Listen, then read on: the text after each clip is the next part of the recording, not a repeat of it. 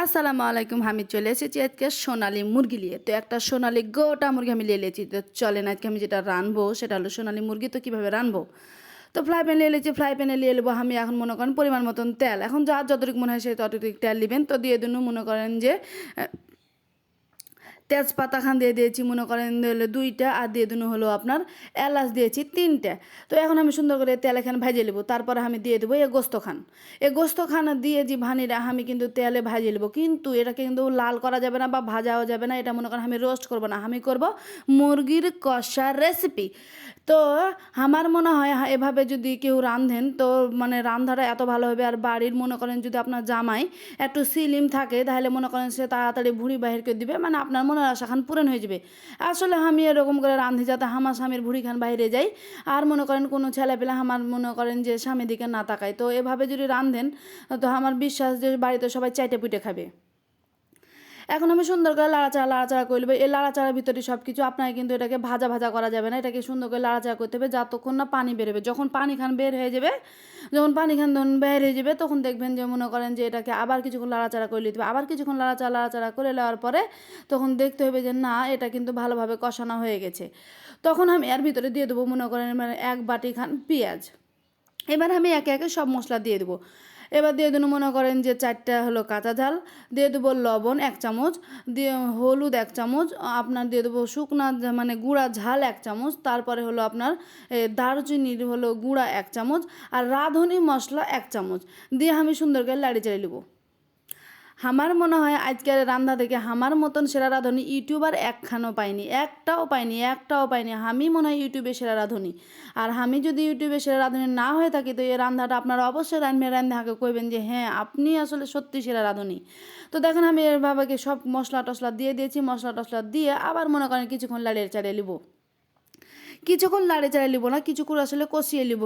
এই মনে করেন পেঁয়াজ থেকে পানি বাহির হবে, আমি খালি লাড়ে চাড়িয়ে যাবো লাড়ে চাড়িয়ে তখন একটু ওখানে আমি পানি দেবো না, আবার আমি লাড়াচাড়া করবো যতক্ষণ না আমার পেঁয়াজখান আয়রে আসবে। তো মানে আমার গোস্ত খানও একটু দেখবেন অল্প হয়ে যাবে। আমি এভাবে লাড়ে চাড়িয়ে যতক্ষণ না মনে করেন যে হলো আমার গোস্ত খান মানে একটু নরম নরম হয়ে আসবে, ততক্ষণ আমি লাড়ে চাড়িয়ে চলে যাব। এবার আমি দিয়ে দেবো এই গোটা জিরা খান।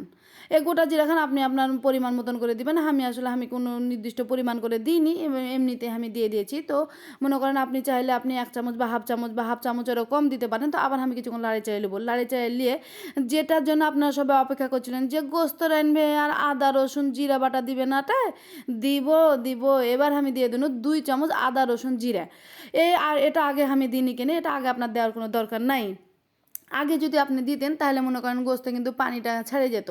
আর এই পেঁয়াজ খানতে আমি মনে করেন কিছুক্ষণ কষিয়ে নিয়েছি, আর মনে করেন যে তখন আবার মাংসটা সুন্দর ভাজা ভাজা হয়ে গেছে। এবার এখন আমি এটাকে দিয়ে আবার কিছুক্ষণ ভাজা করে নেব। কিছুক্ষণ ভাজা করে নেওয়ার পরে মনে করেন যে আমি লাড়াচা করুন। এবার মনে করেন আপনার দিতে মন চাইলে দিবেন, না দিতে মন চাইলে নাও দিবেন। তবে হালকা দিকে মাছ আমরা খাইছে লাগে আর কি। আমার দেশি রসুন ছিল না, আর বিদেশি বড় রসুন ছিল, সেই বিদেশি রসুনগুলো আমি একটা গোটা দিয়ে দিন, আবার কিছুক্ষণ লাড়াচাড়া করে নেবো। এটা আপনার মনের ইচ্ছা, আপনি যদি চাহেন তো দিবেন, না চাইলে দেওয়ার কোনো দরকার নেই। এভাবে যদি গোস্ত রাঁধেন তা আমার মনে হয় অক্ষয় কুমার যে হেলথ সম্পর্কে এতটা সচেতন, সেও মনে হয় সচেতন থাকবে না। সেও মনে করবে যে একটা রান খায় দেখি। তো মনে করেন বাড়ির মনে করেন কর্তারা তো আরও খায়, চেটেপুটে খাবে। আপনার নাম কী ধরনের নাম যে হবে যে আপনি নিজেও বুঝতে পারবেন না। আপনিও আমার মতন সেরা রাঁধুনি হয়ে যাবেন, আর ইউটিউব আমার মতন সেরা রাঁধুনি পাবে এটা আমার বিশ্বাস হয় না। আমি মনে হয় একমাত্র সেরা রাঁধুনি। তো দেখুন আবার মনে করেন এবার আমি দিয়ে দিয়েছি 1 কাপ মতন হালকা কুসুম গরম পানি। তো এই হালকা কুসুম গরম পানি দিয়ে আমি সুন্দর করে আবার লাড়াচাড়া করে নেবো। এটা আপনার ঢাকার কোনো দরকার নাই, কারণ আমি প্রথমেই লাড়ে চাড়ে মাংসটাকে কষিয়ে নিয়েছি। এবার মনে করেন যে আবার কিছুক্ষণ আমি লাড়াচাড়া করে নেবো, লাড়াচাড়া করবো কারণ এটাতে মিক্স করবো। আর হলো কোনো ঢাকার আপনার দরকার নাই, যেহেতু এটা সোনালী মুরগি আপনার এমনিতেই সিদ্ধ হয়ে যাবে, ঢাকার কোনো প্রয়োজন নেই।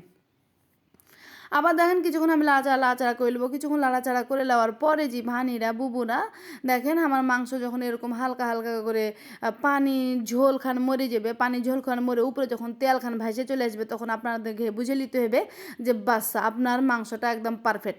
একদম রেস্টুরেন্টে আপনাকে খাইতে যেতে হবে না, বাড়িতেই আপনার সুন্দর রেস্টুরেন্ট তৈরি হয়ে যাবে। তো এবার আমার দেখেন যখন তেল উপরে খান ভাসে আসছে, আমি আবার কিছুক্ষণ লাড়াচাড়া করে নিলাম। লাড়াচাড়া করে এর ভিতরে আমি শুকনা জিরা বাটা খান দিয়ে দেবো। শুকনা জিরা বাটাখান দিয়ে আবার কিছুক্ষণ লাড়াচাড়া করলে আমি এটাকে ঢেলে নেবো। তো দেখেন আমার মাংস মানে আমার গোস্ত কত সুন্দর রান্না হয়েছে। তো ভিডিও ভালো লাগে থাকলে সবাই আমাকে শেয়ার করবেন, সাবস্ক্রাইব করবেন। আজকের মতো ভিডিও পর্যন্তই। আল্লাহ হাফেজ।